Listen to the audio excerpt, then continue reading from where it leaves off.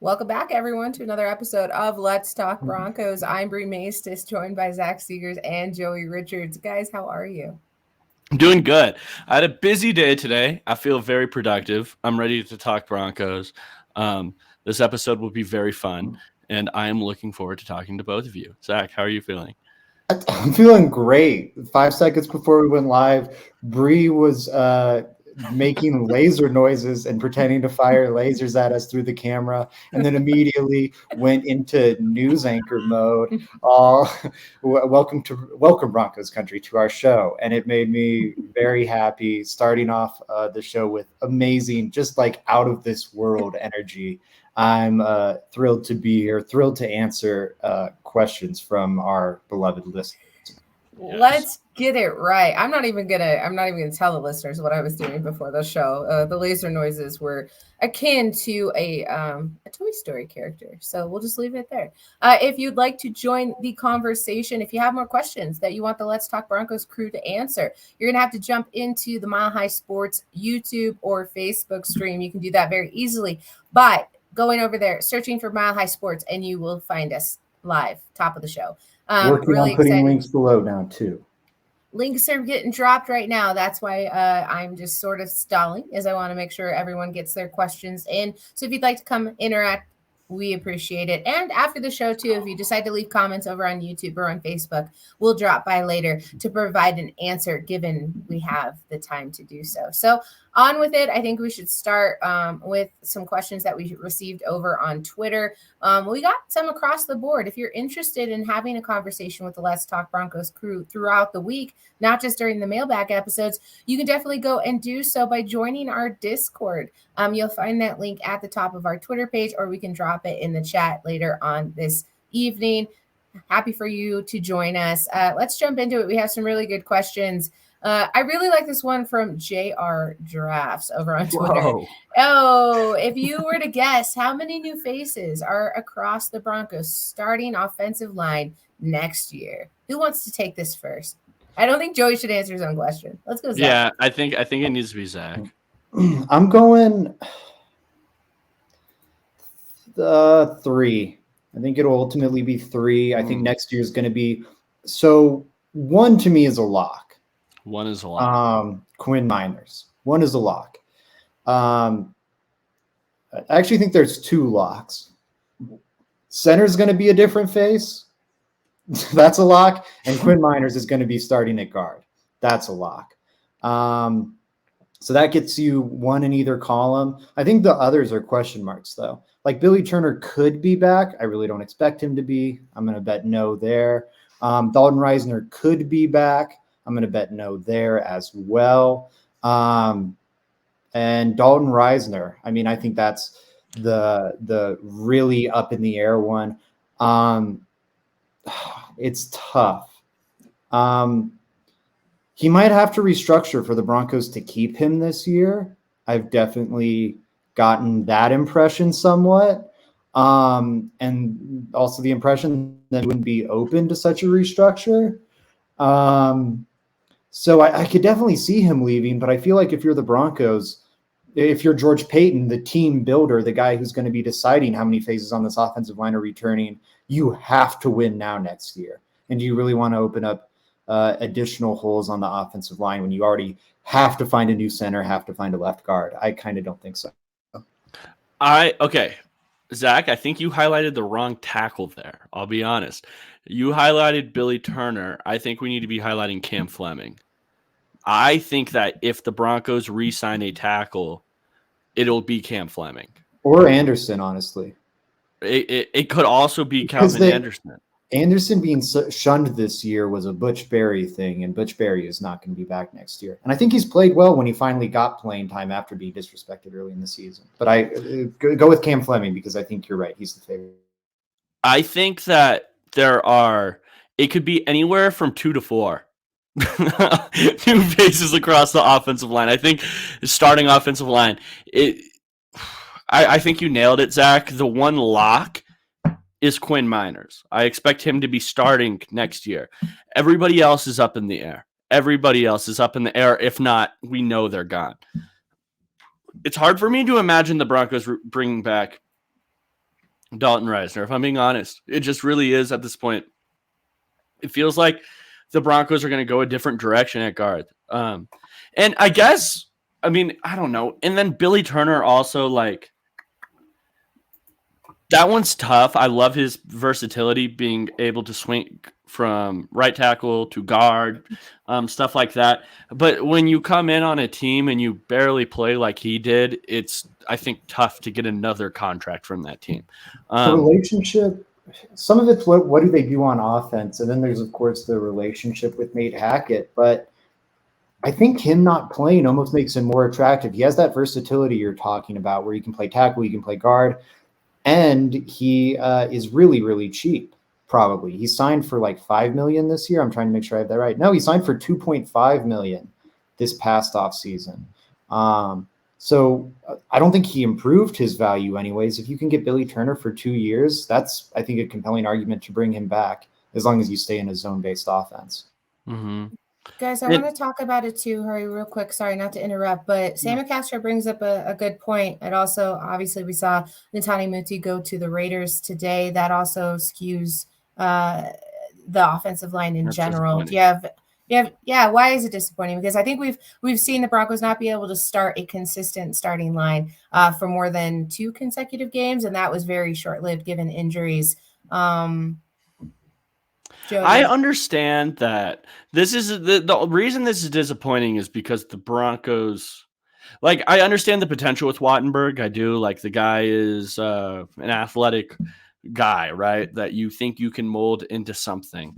But the fact that the Broncos started him this last week over Moody was insane. And then you saw it on the field once Moody got in. Like, it's disappointing because I don't think Moody is necessarily a bad guard. I would like Moody as a backup on my team. Of course, I think I would rather have a different starter in there, ideally, than Netani Moody. He has very short arms, which hurt him in pass pro frequently. But as a depth piece, I love Moody, and you saw it this last week. It's just a little frustrating that he's gone, and then you saw who we kept instead. And like I said, I do understand the reason why you kept Wattenberg. You like the potential there. But when you see such a drastic improvement when Moody comes in, I won't lie, it's disappointing that that we just lost what I consider the better player now. Like, I do think that he's the better guard than Wattenberg is right now, without question. Well, and it's not Moody versus Wattenberg either. Like, there's guys on this Broncos roster, like Tom Compton, I'm pretty sure, I think is now on the roster. Even if he's not, Quinn Bailey. Like, why is Quinn Bailey ahead of Netani Muti? Why was he even ahead of Moody, like, when it came to playing guard in this most recent game? Yeah, it's weird. When we saw how terrible it was. Butch Berry plays very clear favorites on the offensive line, in my opinion.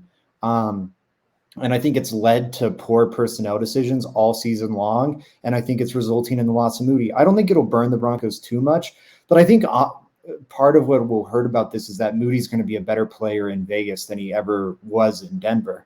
That Raider system, that McDaniel system, is built for maulers like Muti. And you look at what that offensive line coach, who McDaniels took with him, he used to be the Patriots offensive line coach, took him with him to Las Vegas. You saw the Patriots offensive line take a nosedive, and the Raiders offensive line take massive strides this year, despite no major personnel investments, really, outside of the third round center.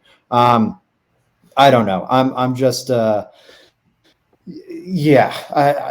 excited for Muti, but scared for the Broncos, because I can just see him, like, and Josh Jacobs next year, if they re-sign Josh Jacobs, just mauling the Broncos in the run game and making me care.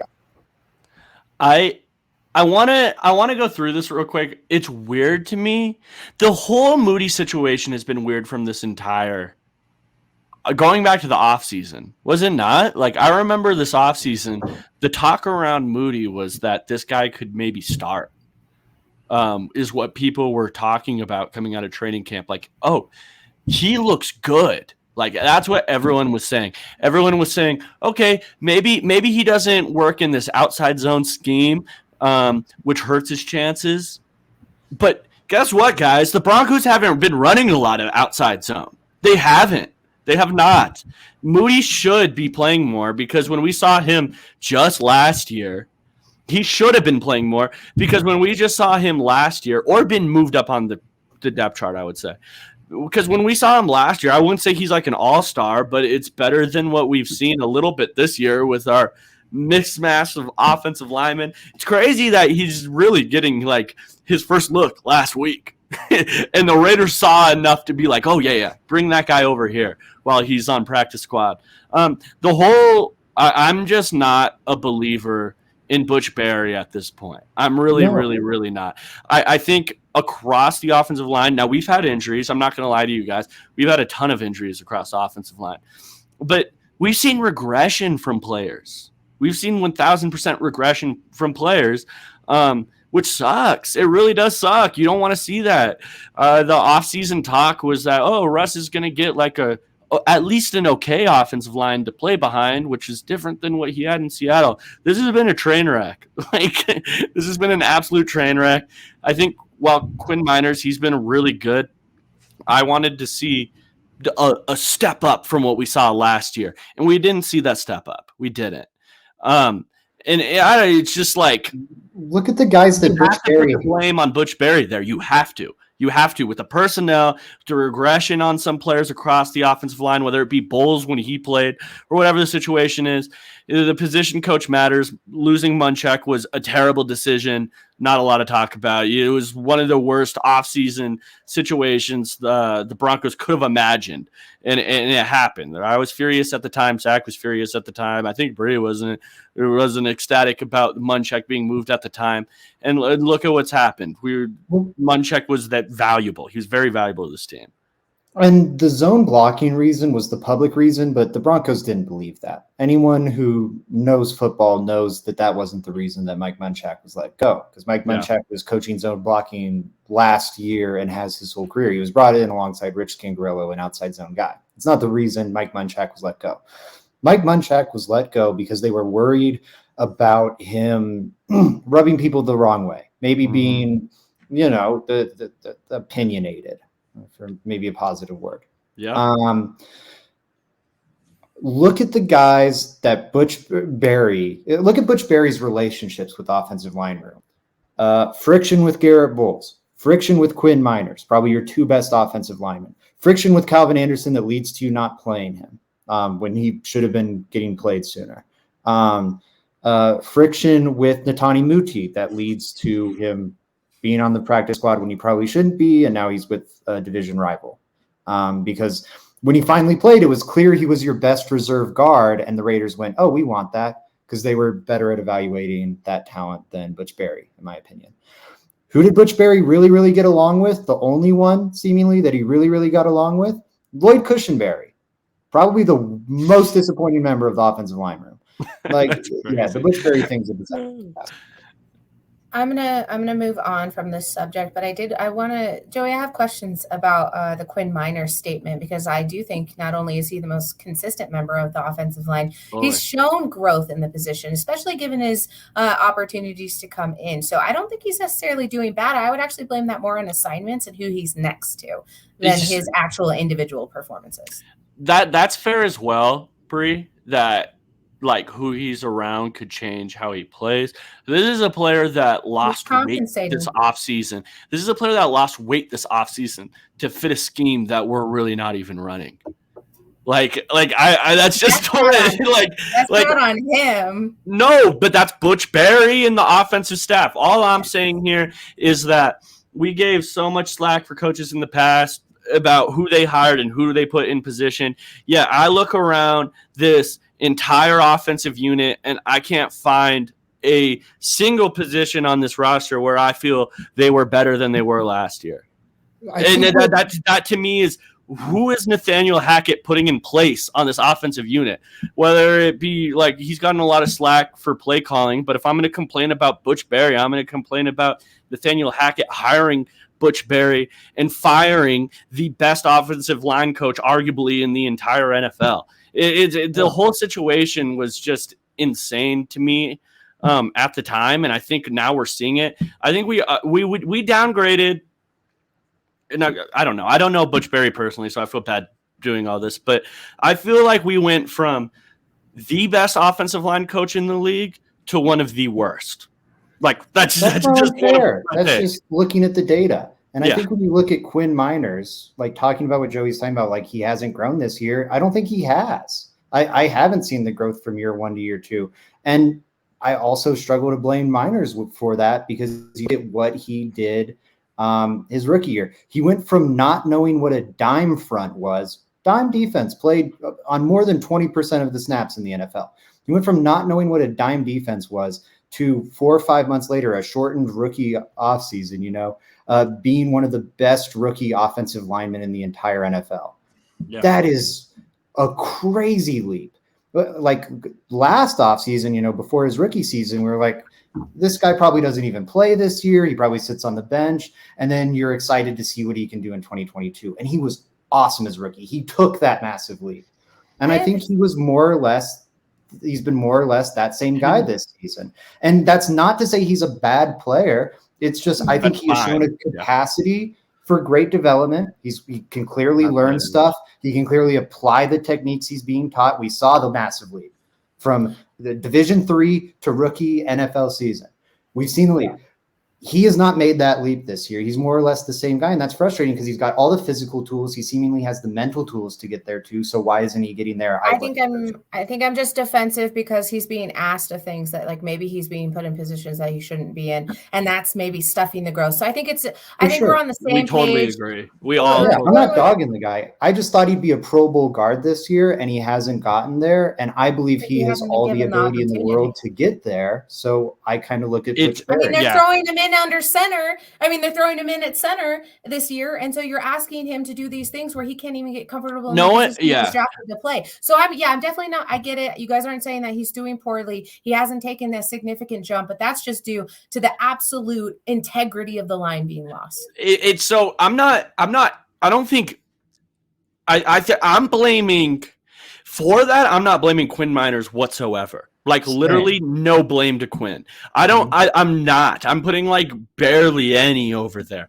I'm putting blame on what the Broncos put around him, and then also Butch Berry and Nathaniel Hackett developing him. It'd be one thing if everyone else was looking awesome and Quinn Miners was looking stunted now. Yeah, and I don't think he's a bad player at all either. I think he's the Broncos' best offensive lineman, and that's why I think he's a lock for next year. I just hope that the Broncos are able to put the necessary pieces around him, whether it be coaches or other players, to see him develop into what we thought he was. Because, like Zach said earlier, like this is a player that came from Wisconsin Whitewater. Nobody thought that he would be ready year one, yet he was, and which led you to believe with his athleticism and more knowledge of the game, his stock looked like it was going like that. And it's something to do with the Broncos that it hasn't. That's more so the point. Completely agree. It's a problem around the whole roster, like Joey's been saying. It looks like an offensive coaching problem. And I think, again, he has shown the capacity for development. There have been other raw prospects that have come through Denver, and you look over their entire collegiate and pro career, and they were always just a bag of tools that was never really showing sustained growth and development. And in those cases, it's like, do we really believe this person can take these massive leaps? With Quinn Miners, he's already demonstrated, even going back to his days at Whitewater, like going from not playing at all that last year of college and just learning at home how to play center, and then wowing everyone at the Senior Bowl enough at center to go in the third round. Like he's shown capacity for development. It's not being developed. You got to look at the Broncos. Some of that's the surrounding talent to, I think, your point, Bree, and coaching. It totally is. I totally agree with that as well. Okay, so for real though, I am moving off the offensive line this time, but that's a really fantastic discussion. I've had my eyes opened a little bit. I want to give a shout out to the Final Word, who is also part of Mile High Sports. They came on specifically to tell Zach excellent column on the Russell Wilson saga today. With 4 games remaining and Russ in concussion protocol, would it make sense to shut him down until next year, especially after what we saw with Kyler Murray last night? Good stuff, like always. Hashtag LTB fire emojis. Final Word. We appreciate you, Alex and Joe. You guys are awesome. Thanks for going ahead and communicating with us over on Facebook. If you'd like to do so as well, drop your questions and comments and highlights. We'll highlight it. We'll talk about it. But Zach, I want you to answer that question for us. Is it smart to shut Russell Wilson down for the rest of the year? Yeah, well, I don't know. The good human in me, like, it totally makes sense. And if the good human person in me says, yeah, shut him down for the year. This is scary. You don't really have much to gain out of him playing. The NFL decision maker in me says, play the guy. Like, George Payton needs to save his own hide. You want to try and continue to build on whatever promise we might have seen this past week. And yeah, I think they're going to want to see him out there and just get as many snaps to evaluate Russ. What went well this season? What went wrong this season? And how can we correct it going into 2023? And even if the concussion stuff this season has been so scary, we might like to see him sat down. I really don't think he'll be sat down for 4 weeks with a concussion. Yeah. I mean, there's history of him coming back from these injuries very fast. That's a history. He's going to fight to get his way back on the field. That's part of Russ's personality and who he is. He's going to want to come back to play. And if he gets cleared, I think he has enough pull, whether the Broncos want him to or not, to get back on the field. So that's kind of my take on the situation, is that I think Russ will definitely be playing again. Yeah, earlier this year, I think they wanted to sit him down, and he was forcing his way back out there. Yeah, I definitely think I want to see him sit. Will it happen? No, because we've seen the evidence that it won't. Chris, I love it, over on Facebook asked, thoughts on Javonte Williams coming back from knee injury. Seeing they have Broncos taking Gibbs in the first mock draft. Ooh, have you seen that, Joey? Yeah, that was on a ESPN mock draft that came out today. That they had the Broncos taking Gibbs out of Alabama. Really, really good running back. One could go, if you're looking for a zone block scheme guy, he's a great fit. From Georgia Tech, went to Alabama, transferred this last offseason. Really, really good player. I'm just against drafting running backs in the first round, so I kind of threw up in my mouth a little bit when I saw this pick for the Broncos. I think they have other needs. I do worry about that Javonte Williams injury, though. I will say that. It's a big deal. That Javonte Williams injury, multi-ligament knee injury, the odds of coming back to that at exactly you were are low, athletically that is, which leads me to believe that with Javonte Williams relying so much on his athleticism and to break tackles and making maybe him reading the wrong hole right, that was such a part of his game, is I'm so good at breaking tackles that it doesn't matter if I'm reading the hole wrong. I'm going to break your tackle and I'm going to still rip off a big run. That this injury is even more so serious, right? Because if he loses even a little bit of that, are we looking at the same player? So I will say it's a big need. I'm still against drafting running backs in the first round, though. And I think that the Broncos could address it on day 2 or maybe day 3. I really think that it's possible to do that. Or even if they go out there and sign a guy that they like on a cheaper running back deal, that's also a possibility. I just think they're easy to find, the running back position. So I would rather use that first round pick elsewhere. Joey, does your need for a running back in the first round not change at all with Mike Boone going down with quite a significant injury that may see him take his last snap for the Denver Broncos? I like Mike Boone, but no, he's on a contract year as well. I was anticipating him leaving after this year. So I think that it's still the same situation for me. I would go with either a day 2, day 3 running back, and then maybe also a vet. That's how I would address the running back room. I wouldn't put too much resources into it, but I would do enough. I would put 2 guys in there, a vet and a rookie. That's kind of how I would handle the situation. Zach, go ahead. Yeah, Broncos are financially limited this year. I'm not in the vet running back market. I would be fine with, I don't know, you've got to find a running back. You look at Javonte, the best information I can find, the best medical information I can find comes from PFF's injury expert, football injury expert. And his research says that running backs or players, NFL players with multi-ligament knee injuries, which is what Javonte suffered, have a 30% chance to return to form. And for all the reasons Joey cited, Javonte's probably in the 70%, unfortunately. Just his game is so reliant on that physical ability. You've got to be concerned there.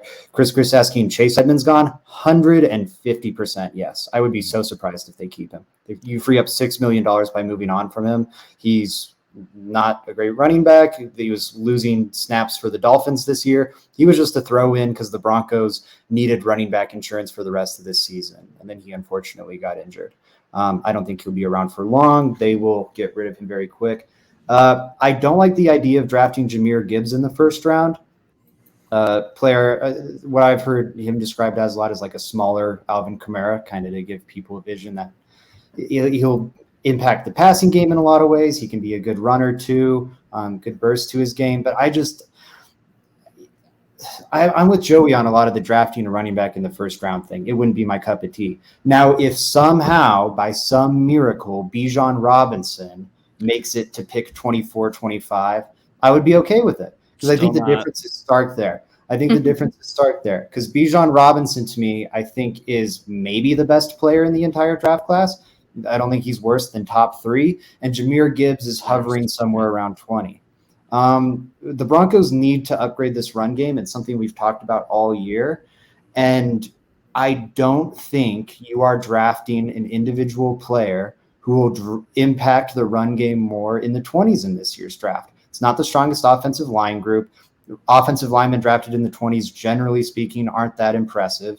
And the offensive line is a unit that is more about the sum of the parts rather than the individual. The Broncos need special players around their weapons. Bijan Robinson is a special player.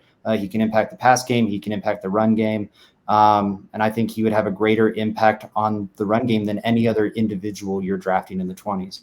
I think it's safe to say that we're probably not seeing any of the same faces, although I would assume maybe Latavius Murray is the only carryover by chance. I don't even think Is so. the I don't entire think room just completely because the chat's going crazy just naming off everyone. Like, do they keep Marlon Mack? I mean, it's a great touchdown score, but I don't know if it's enough. The Broncos need to do something tremendously different with not only that unit, but a lot of the units on the offense. So I don't know if anybody sticks around. Zach? Mike Boone could be back. I kind of think he will. Really? I do. He's a George Payton guy. The main reason he's on this roster, appreciate you, Chris. The reason he's on this roster isn't for what he's doing on offense. It's what he does as a special teamer. And they are still very happy with his contributions on special teams. His injury probably and his age probably brings down his value from where he was. So if you can get him on like a 1 year, less than $2 million deal, and we're talking about that's maybe the only other – everyone's off this roster except for Javonte Williams once we hit the offseason. So they're going to have to add bodies no matter how you slice it. Maybe they do a bunch of cheap options. Maybe they draft some guy. Like, who knows how they patch it together. But they're going to have to add bodies. Mike Boone could be one you're familiar with, helps you on special teams, and you could probably bring back for cheap. All right. Yeah. I just wonder, like, with the injuries, if you would want him anymore. That's fair. I don't think he's a lock by any means. Yeah, because you have to re-up him, right? So it's like if the Broncos could go. I could see it, but I think it's slim because of the Broncos' ability to go late day 3 in the draft and draft guys that are capable special teamers. I don't feel like it's the hardest niche to fill. It's nice having a running back that's capable of running the ball and then also being a special teamer. But now you're wondering if he is capable of being that guy at running back that we wanted. So I personally feel like they'll draft someone that they hope can work at another position with maybe some potential at another position, while knowing he's a good contributor on special teams. But if you're drafting a guy, early on day 2, let's say with one of those 3rd round picks the Broncos have because they don't have their second. If you're drafting a running back on day 2 is potential Javonte Williams insurance, and you're drafting a guy, later for the special team. Doesn't have to be a running back necessarily. It's just that's a special true. teamer to fill that void. Yeah, no, that's fair. That's fair. Yeah. All right, so I'm going to jump on over to another Twitter question. Uganda's Joy01 Jolene over on Twitter asked us 2 questions. They're really good. I always like her questions. She puts a lot of thought into them. So thank you for interacting with the show. If you'd like to follow us on Twitter, you can do so at the LTB Podcast. You'll see a tweet from us, and that's your cue to go ahead and drop your questions so we can answer them. She asks, can the Broncos replicate what they did against the Chiefs next weekend? And would you start Rippon or Guarantano? I just want to say, Sunday, I'm still kind of living in that surrealism of like, wow, that could have gone a completely different direction. And it was really exciting for some time. It was a Broncos team that we have not seen. Although I will say it only lasted about a quarter and a half. So take that how you will. Do I think it's replicable? Not with Russell Wilson potentially out with concussion protocol. I think Rippon's able to manage this team just fine. But I don't think we'll see a whole lot out of this team because it's on its last legs. There's a lot of fuel running out, but wouldn't it be nice to see that type of performance consistently throughout this season? I'm not saying killing teams by 30 points. We're not seeing the Peyton era of 2013, but what I would have liked to see is being in contention with the Chiefs gave us a lot of hope. What's going to happen though, when you look at teams like the Cardinals and the Rams and the Chiefs again, if the Broncos can keep it close against the Chiefs at Arrowhead, that'll be a completely different story of what trajectory this Broncos team can do as they start to rebuild their lines, get some more offensive weapons, and then just hope the defense doesn't regress entirely because a lot of that was on the defensive performance. So do I think it can be replicated? No. Do I think that it gave us a lot of hope that we needed in a very shoddy season? Absolutely. And I would start Rippon just because in Rippon I trust. Let her rip.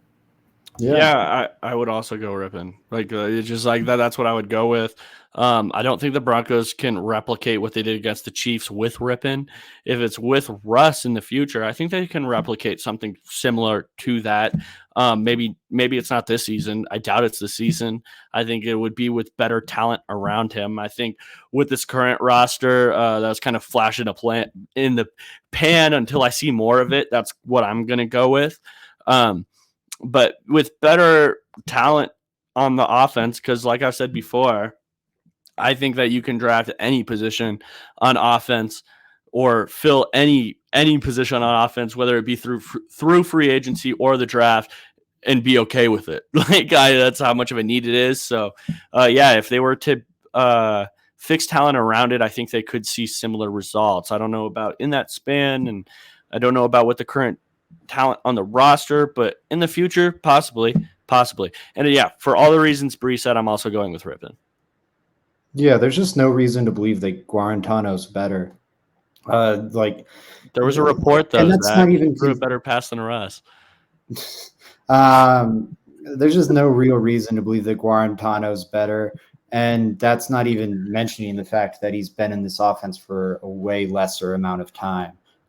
Also, give my man Guarantano some coaching. He was stuck in Tennessee forever before Heupel got there, and then he goes from Kingsbury to Hackett. What a disaster for that young man. But yeah, I'd start Rippon. Neither's an exciting option. Neither's a good option in my opinion. I think both are lower level backup quarterbacks, but I think people are overreacting to Rippon looking worse than a hot Russell Wilson.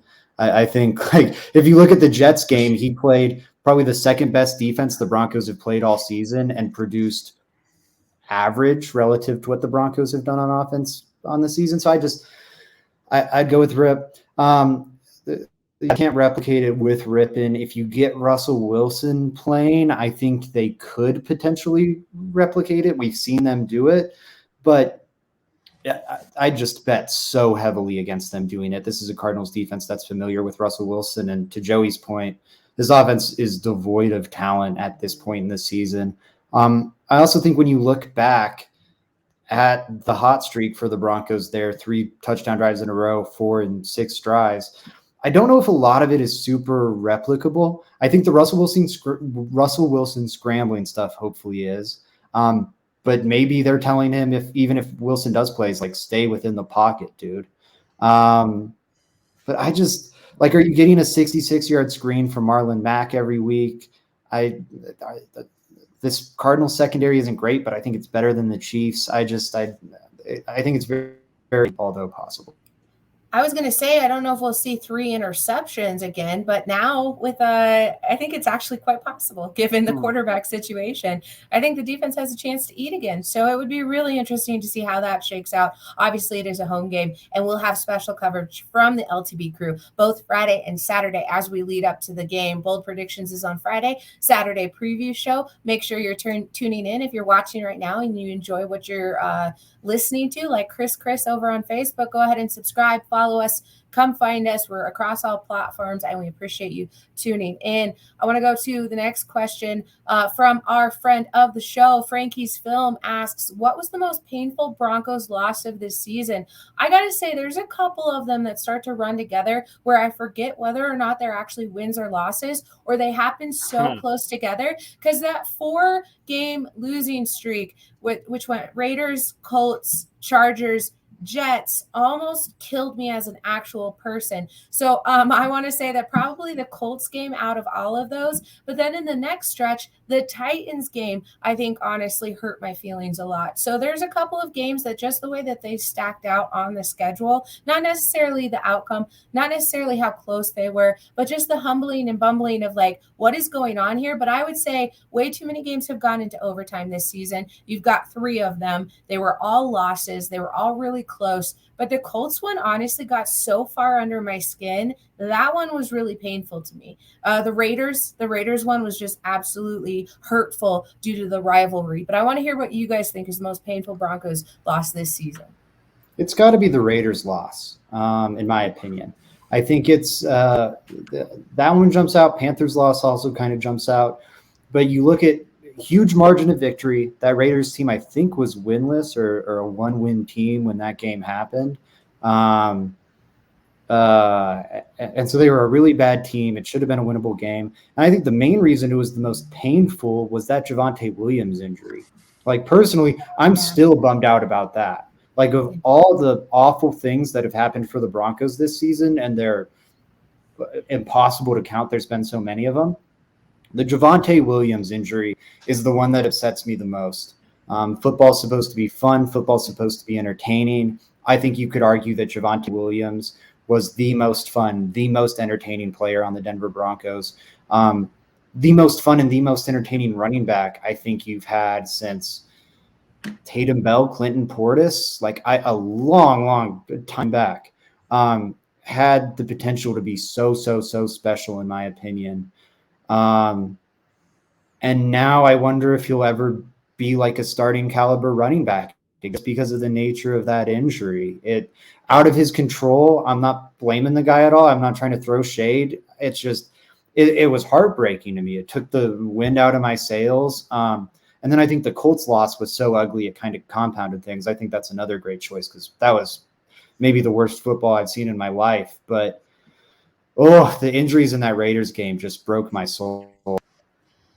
I understand that for sure. The injuries were terrible. And I understand both your guys' picks, honestly, but I'm shocked no one's mentioned week 1 of the season against the Seahawks, because that was when we all had like a lot of hope for this team, and that felt like a game we should have won. With Hackett's decision to kick that field goal, like the outrage on that was insane.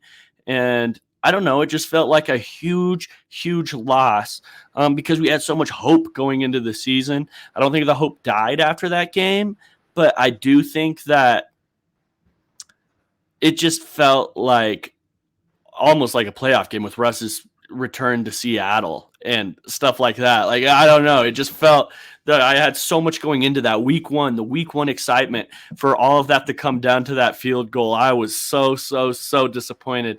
I was in Twitter Spaces that whole night yelling with my man Frankie. We were yelling in Twitter Spaces the whole night.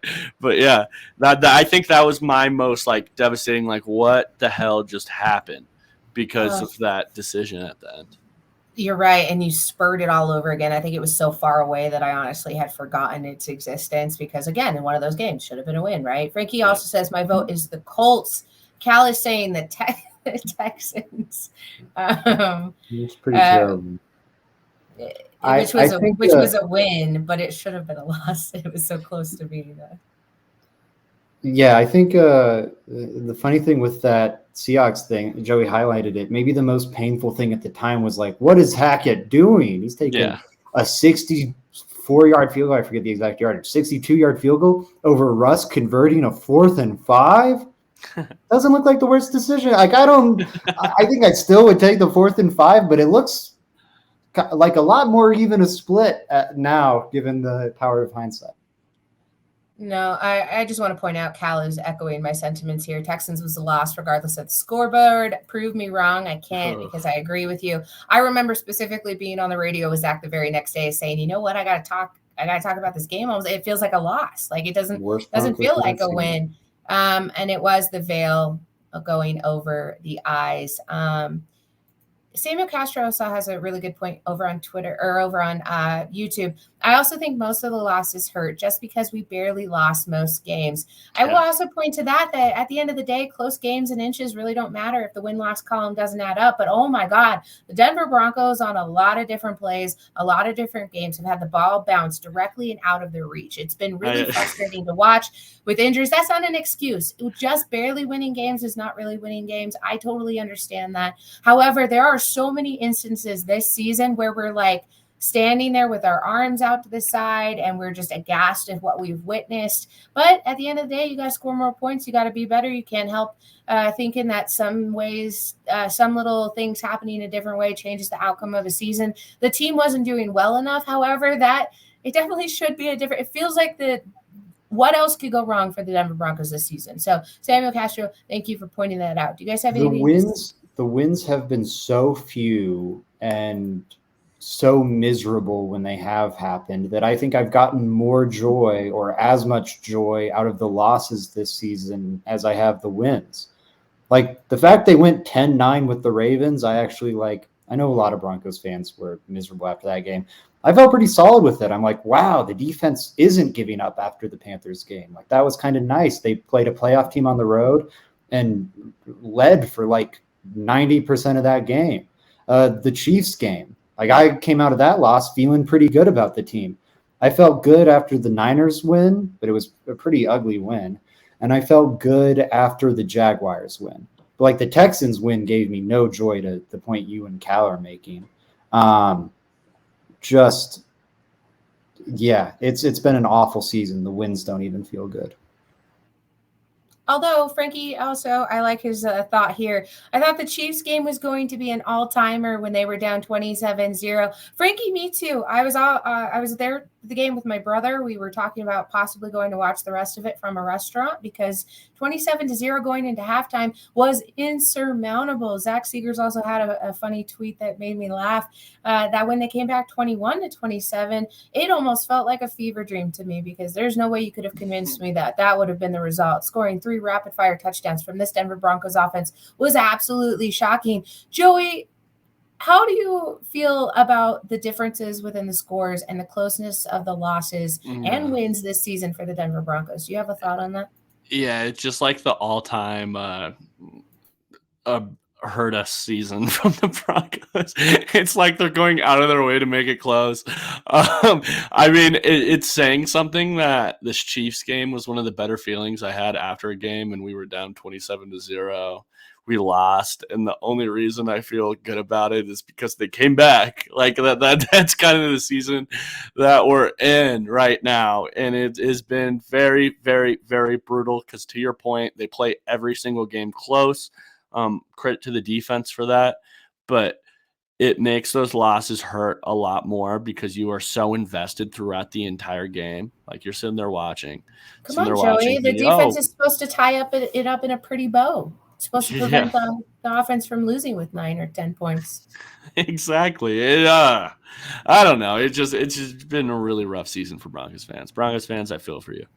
All right. I have another question here for the both of you, and it might get contentious, so just prepare yourself.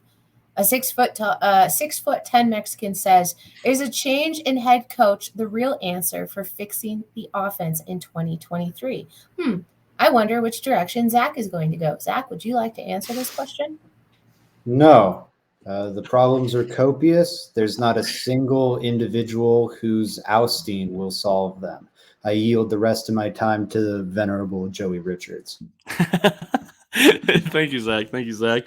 Yeah, I'd like to echo those statements for sure. All of that. I guess it kind of depends on your answer of fix, right? I think that with the current Broncos, with all the injuries, it would be super tough for them to quote unquote fix the offense. When I think of fix, I think make it good, right?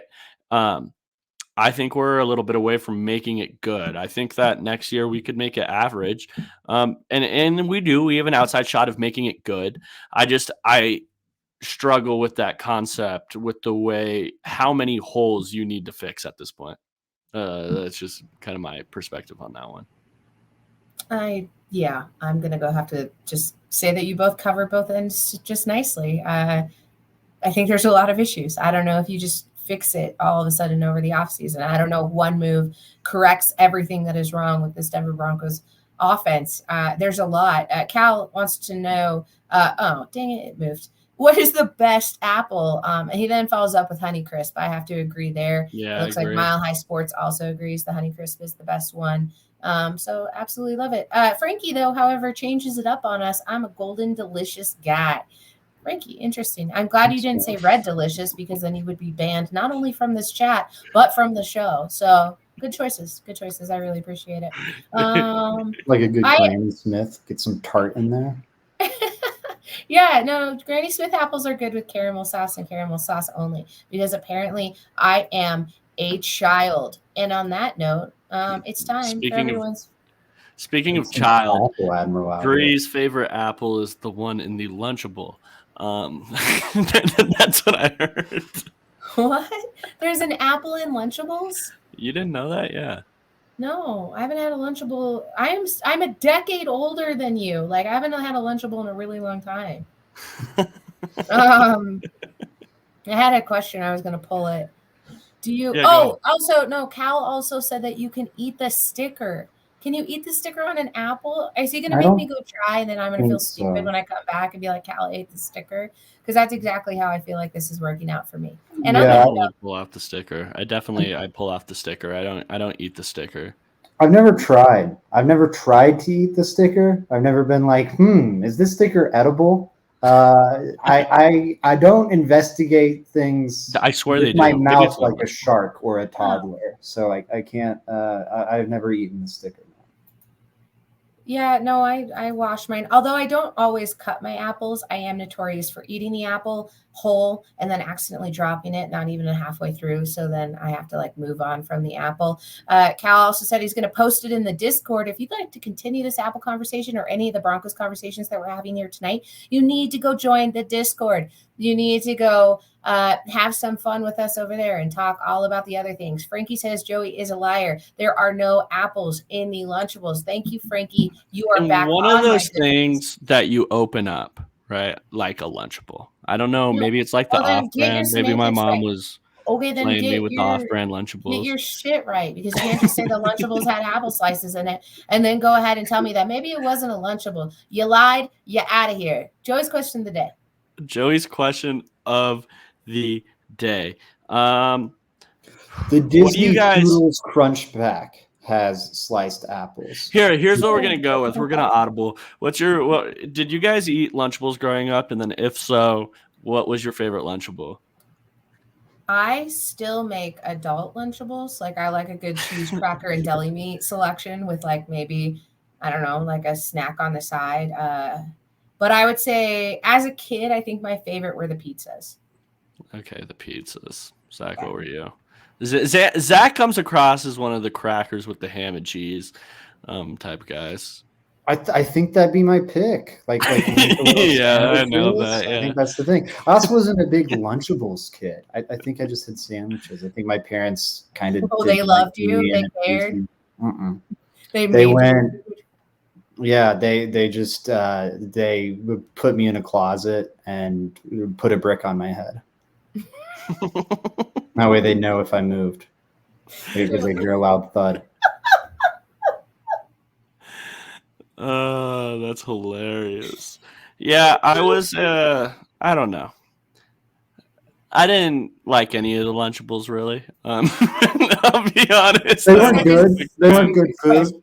I mean, it wasn't. I feel like every time I ask a question like this, I just end up being a hater. The nachos weren't very good to me. The pizzas weren't very good to me. The crackers with the ham and Swift were. I was more of an Uncrustable type person growing up. Oh God, me personally, I liked the Uncrustables. that was what I ate. Grape or strawberry jam? Grape for sure. All right. Well, I think less and less of you every single day. Where can everybody find your stuff? Yeah, everybody, find me at JR Drafts. Follow my work at Mile High Sports. Make sure you are tuning in for Frankie and I's Draft Podcast every single Thursday, where we did a mailbag. So if you guys want to ask any draft questions, you can drop that in on Twitter, either at JR Drafts or Frankie Films, either or. Exactly. Yeah. So that's what I got for you guys today. Make sure you're following everybody, or make sure you're following everybody on this podcast. At the same time, if you follow only one of us, 303. It's awkward. I already told you this. It's weird. Like, don't do it. Follow all three of us. We're exactly. a package unit. Yeah. Follow. I want to, go with Joey's original statement. Follow everybody. Go on Twitter. Make sure every account you see, hit them with the follow. Set records out here. That's what I want you to do. You could be. Find all my articles at milehighsports.com. Shorter blurbs at Zach_Seegers on Twitter. Ask questions to Joey for the draft show, please. They need them. And yeah, that does it. Frankie got me to click on another comment. Great episode and go Bucks. Oh, why does he keep doing this to me? But he also brings up a tremendous point. If you would like the stream, we're going to be back regardless all week. So it's not like you're going to get rid of us. You might as well like it, share it, set your notifications, subscribe to the channel. Go follow us on Twitter. We're very, very, very active over on Twitter where you can have conversations with us. But if you don't want to do it live on a timeline, join the Discord, have a conversation with us over here because that's what we like to do with the LTB community. Bree Mace 303. Catch me on the Fan Cave 1 to 2 p.m. Mile High Sports Radio, milehighsports.com. Read all of Zach's articles. Go check out Joey and Frankie on Thursday's episode, and we will see you tomorrow. Have a good night. Go Broncos.